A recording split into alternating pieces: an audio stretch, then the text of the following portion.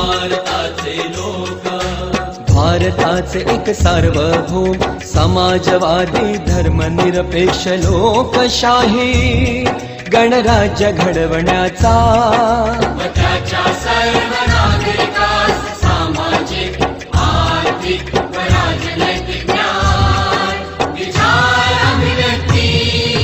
विश्वास, श्रद्धा व उपासना यांचे स्वातंत्र्य, दर्जाची व संधीची समानता निश्चितपणे प्राप्त करून देण्याचा